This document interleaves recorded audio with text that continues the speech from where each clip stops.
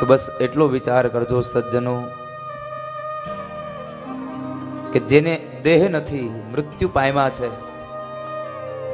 જો એને મર્યા પછી આ ભાગવત મોક્ષ આપતો હોય તો તમે તો 7 દિવસ આ ભાગવતના સાનિધ્યમાં બેસી અને એક જગ્યાએ બેસીને 7 દિવસની આ ગાથાને સાંભળી છે. જો ભાવથી ગાથા સાંભળો તો તમને જીવતા જીવ મોક્ષ કેમ ના આપી શકે આ ભાગવત.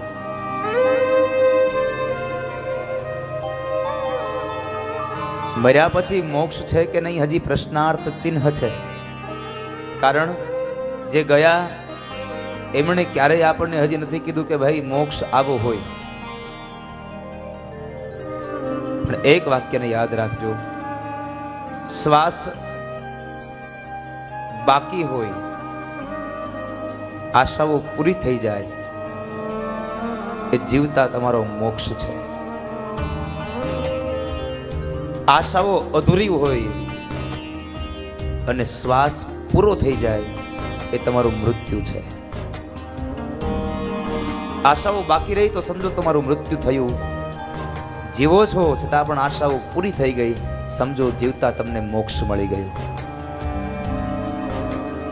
અને અંતે આપણે એ જ કહીએ છીએ કે ભાઈ એની ઈચ્છા રહી ગઈ હશે એટલે ભટકતા હશે. તો આ જગતમાં જીવીએ ત્યારે જ બધી ઈચ્છાઓને પૂર્ણ વિરામ કહી દઈએ, જેથી કરી અને મર્યા પછી આપણી પાછળ કોઈ શબ્દ ન ઉદ્ગારે કે કદાચ એની ઈચ્છા રહી ગઈ હશે.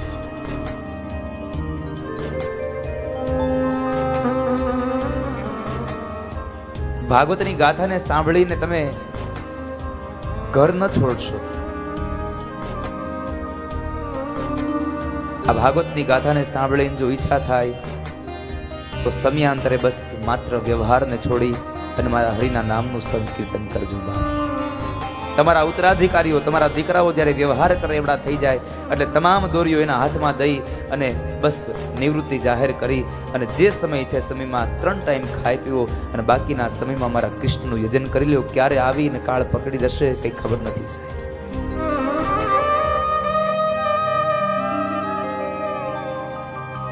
ઉદ્ધવ, જીવાત્માને કહેજો ભાગવતના શરણે આવે.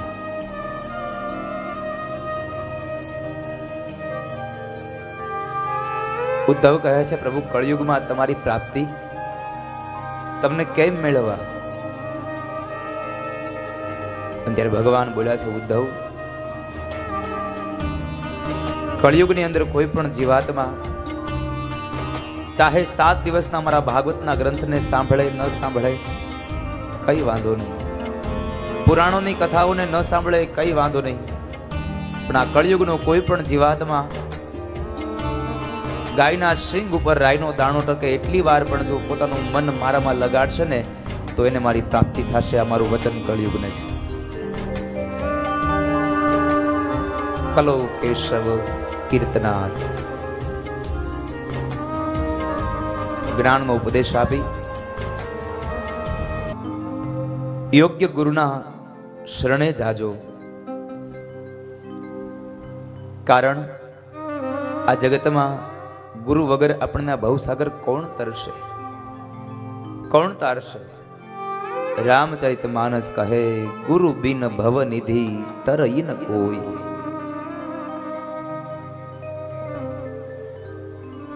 ગુરુનો જ્યાં સુધી મહિમા નહીં સમજાય, ગુરુનું શરણ નહીં સેવો ત્યાં સુધી તમને આ ભવ પાર કોણ કરાવશે?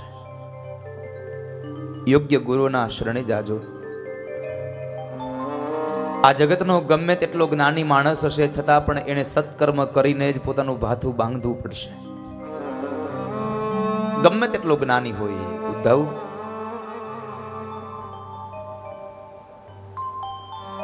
રામા અવતારમાં મેં મારી ચરણ પાદુકાઓ ભરતને આપી હતી. કૃષ્ણ અવતારમાં એ ચરણ પાદુકાઓ હું તમને આપી રહ્યો છું.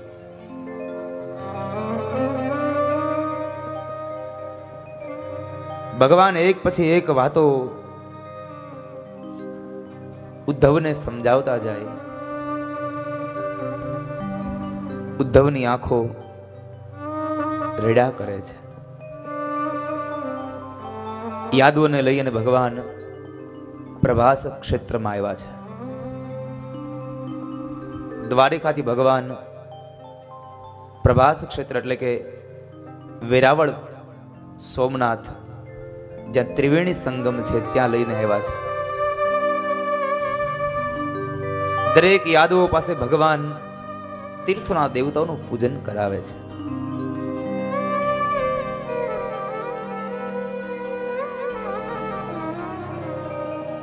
કૃષ્ણ પણ દુઃખી થયા છે અંતિમ સમયે. કારણ એને એક જ વાતનું દુઃખ હતું, આખા જગતની અંદર હું ધર્મનું સંસ્થાપન કરી શકો, પણ મારી દ્વારિકામાં હું ધર્મનું સંસ્થાપન ન કરી શકું. આખા જગતના લોકોને હું સમજાવી શકું, પણ મારા જ એવા દીકરાઓને, મારા જ પરિવારના સભ્યોને હું ન સમજાવી શકું. અને એક વાત યાદ રાખજો, કોઈ પણ ઘરનો વડીલ ત્યારે જ દુઃખી થાય જ્યારે પોતાના ઘરના સભ્યો એને ન સમજી શકે.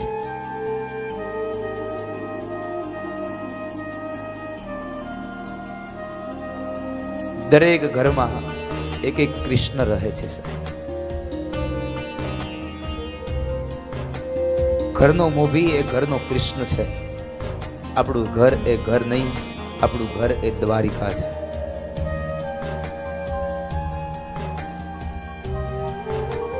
પણ જ્યારે ઘરના સભ્યોને ન સમજાવી શકે ત્યારે માણસ ખૂબ દુઃખી થતો હોય કે આખા જગતને સમજાવી શકો, પણ મારા ઘરના સભ્યોને, મારા પરિવારના સભ્યોને મારા હતા એને જ હું ન સમજાવી શકું. કૃષ્ણ ખૂબ દુઃખી થયા છે અંતિમ સમયે, કારણ હું દ્વારિકામાં ધર્મનું સંસ્થાપન ન કરી શકું.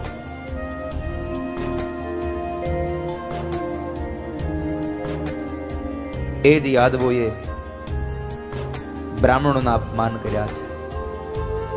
એ બ્રાહ્મણોના અપમાનને બાદ એ જ યાદવોએ ન પીવાના પદાર્થો પણ પીધા છે, ન ખાવાના પદાર્થો ખાધા છે. આ તમામ દ્રશ્યો કૃષ્ણએ જોઈને બોલ્યા છે, હું દ્વારિકામાં ધર્મનું સંસ્થાપન ન કરી શકું.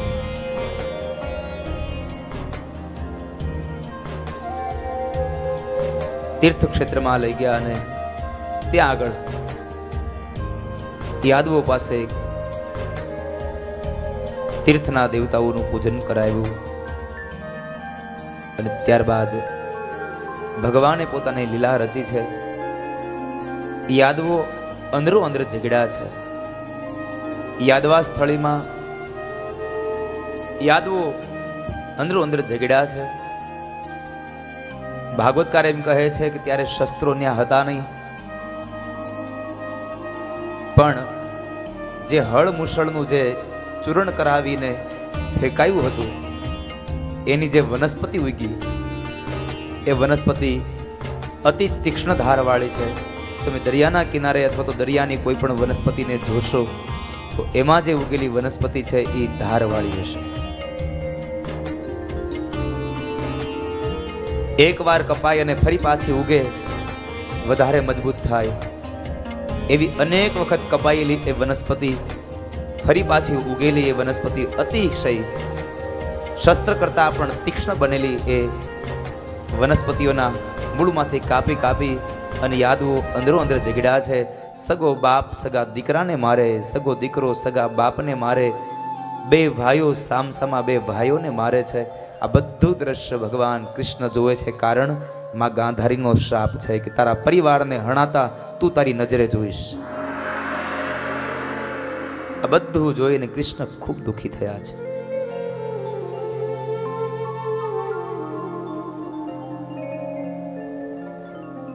શસ્ત્રો ન હતા તો કહેવાય છે કે જે જમવા માટેના વાસણો હતા એ હેઠા વાસણો એકબીજાના મસ્તકમાં મારી મારી અને એકબીજાને મોતને ઘાટ ઉતાર્યા છે. યદુવંશનો ક્ષય થયો અને અંતિમ ચરણમાં ભગવાન સ્વયં રહ્યા છે. ત્યારે તીર્થ ક્ષેત્રને છોડી અને પ્રભાસ ક્ષેત્રમાં આવી અને એક પીપળાના ઝાડ નીચે ભગવાન ચતુર્ભુજ નારાયણ રૂપ લઈ અને પીપળાના વૃક્ષના એ થડને ટેકો દઈ અને ભગવાન બેઠા છે. નથી સૂતા, નથી બેઠા. આવી અવસ્થામાં ભગવાન પોતાના ડાબા ગોઠણને ઊભો રાખી અને માથે જમણો પગ ચડાવી અને ભગવાન નારાયણ બેઠા છે. ધીમે ધીમે અંધારું છવાઈ રહ્યું છે અને એ સમય બરાબર જરા નામનો પારધી શિકાર કરવા માટે નીકળે છે. માછલીઓ પકડી અને ઘરે લઈ જાય. એમાં માછલીના પેટને ચીરે છે. એમાંથી એક હળમુસળનો ટુકડો નીકળ્યો. એ જરા નામના પારધીએ એ ટુકડાને પોતાના બાણની અંદર, જે પોતાની તીર છે એની આગળની અણી બનાવી છે અને શિકાર માટે એ જંગલમાં નીકળ્યો છે. નદીના સામે કિનારે એ જરા નામનો પારધી છે અને નદીના સામે કિનારે એક પીપળાના વૃક્ષ નીચે ધીમા એવા અંધકારની અંદર ભગવાન નારાયણ ચતુર્ભુજ રૂપ લઈને બેઠા છે. ઘણે દૂરથી જુએ છે.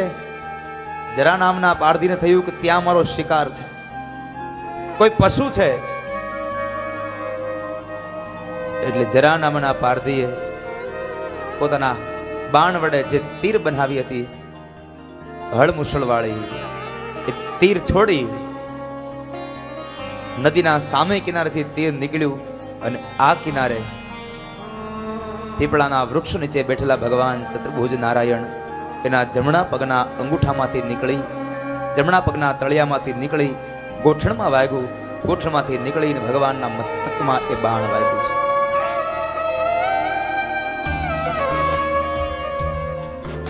ભગવાનના મસ્તકમાં એ બાણ વાગ્યું. જરા નામનો પારધી કહે છે કે મારો શિકાર ત્યાં પડ્યો. એટલે પાણીમાં દોડતો દોડતો આવે છે.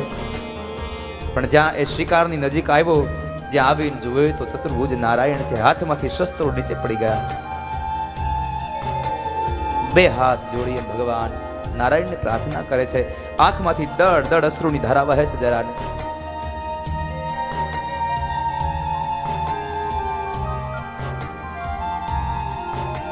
પ્રભુ મને માફ કરો. દૂરથી મને લાગ્યું કે મારો શિકાર છે, કોઈ પશુ છે. હું આપને ઓળખી ન શક્યો. મારા બાણે તમને વેદનાઓ આપી. પગમાંથી લોહી ટપકે છે. એ પરિસ્થિતિમાં ભગવાન કૃષ્ણ બોલ્યા છે, જરા તું દુખી ન થઈશ. તે તારું કર્મ કર્યું છે, તું જરા દુખી ન થા. કારણ આજ તારો ને મારો હિસાબ અહીંયા સંપન્ન થાય છે. રામાવતારમાં હું રામ હતો ને તું વાલી હતો. વૃક્ષના થડ પાછળ સંતાઈ અને મેં તને બાણ માર્યું તું.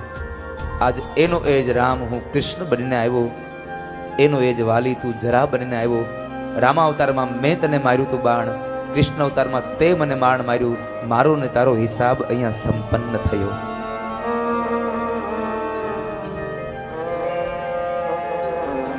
આપણો હિસાબ અહીંયા સંપન્ન થયો. તું દુખી ન થા. ભગવાને પોતાનું નિજ ધામનો અધિકારી બનાવી જરાને કૃતાર્થ બનાવ્યો છે. અને આ જગતમાં યાદ રાખજો, નિમિત્ત માત્ર ક્યારેય કોઈને નહીં છોડે. કારણ નિમિત્ત કોઈને કોઈ વસ્તુ ઈશ્વર બનાવી દે છે, સ્વયં ક્યારેય નિમિત્ત બનતો નથી. એટલા માટે પોતાના પણ સ્વધામગમનની કથામાં એ લીલામાં જરા નામના પારધીને નિમિત્ત બનાવ્યું ભગવાને. એ સમયે દારૂક આવે છે. ભગવાનની આ દશા જોઈ, હાલત જોઈ અને દારૂક કહે છે, પ્રભુ ચાલો રથમાં બેસી જાવ, આપણે દ્વારિકા જતા રહીએ. ભગવાન કહે છે, દારૂક મારે હવે તારા રથની જરૂર નથી. કારણ મારો બીજો રથ તૈયાર થઈ ચૂક્યો છે. મારો રથ તૈયાર થઈ ચૂક્યો છે. પણ એક કામ કરો, તમે દ્વારિકા જાઓ. દ્વારિકા જઈ અને દ્વારિકાના લોકોને મારો એક સંદેશો આપજો કે 7 દિવસની અંદર આ દ્વારિકા નગરી ખાલી કરી અને અન્ય જગ્યાએ રહેવા માટે જતા રહેજો. કારણ આજથી 7મા દિવસે મારી સોનાની દ્વારિકા સમુદ્રમાં સમાઈ જશે.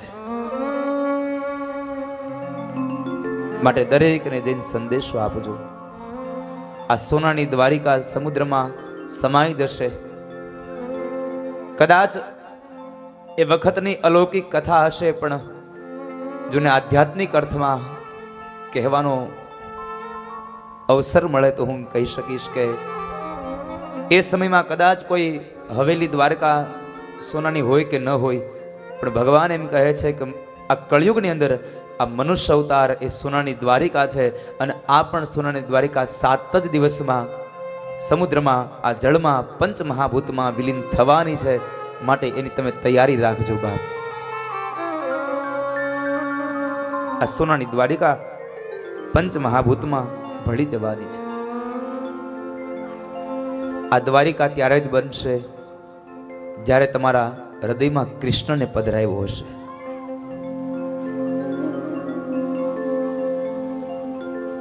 દારૂક ગયા છે દ્વારિકા, જઈને સમાચાર આપ્યા, ખૂબ લોકો દુખી થયા છે, અત્યંત દુખી થયા.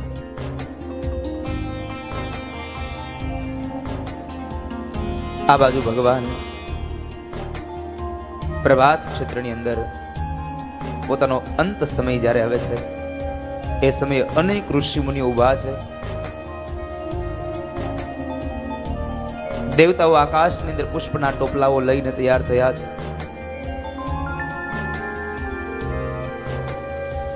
બે સ્ત્રીઓ ત્યાં હાજર છે, એક રૂક્ષ્મણી અને એક દ્રૌપદી. રાધિકા ત્યાં હાજર નથી સાહેબ.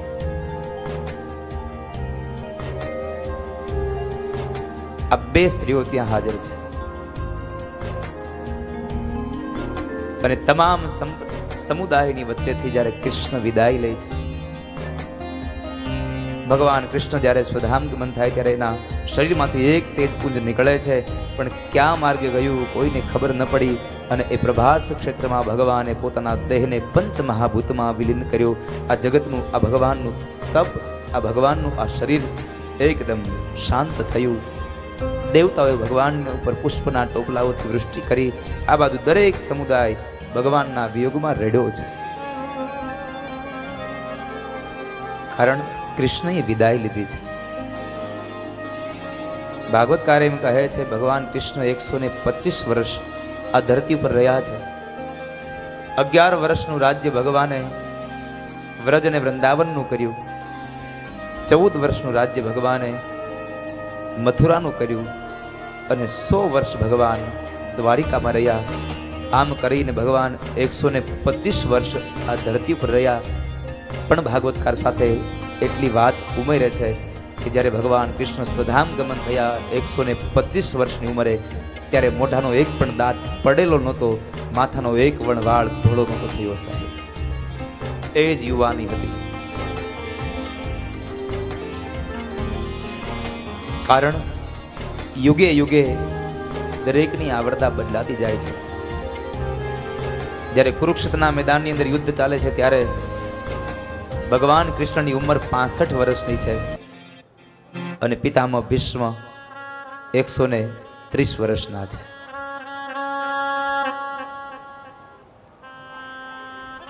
યાદવા સ્થળીમાં તમામ યાદવો શાંત થયા.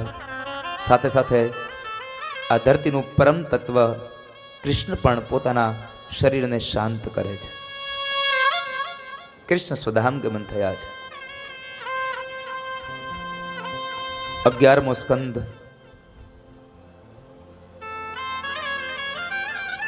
એટલે યાદવોનો ક્ષય. યાદવા સ્થળીની કથા મહર્ષિ વેદવ્યાસે બતાવી. ત્યારબાદ 12મો સ્કંદ એટલે પરીક્ષિત મહારાજનો મોક્ષ અને કલીના પ્રભાવની કથા બતાવી. આપ નિહાળી રહ્યા છો સમર્પણ ટીવી. हमारा समर्पण जन कल्याण के लिए, हमारा समर्पण सामाजिक प्रगति के लिए, हमारा समर्पण राष्ट्रीय उत्थान के लिए, हमारा समर्पण संस्कृति रक्षण के लिए, हमारा समर्पण सद्धर्म प्रचार के लिए, हमारा समर्पण राष्ट्र हित के लिए।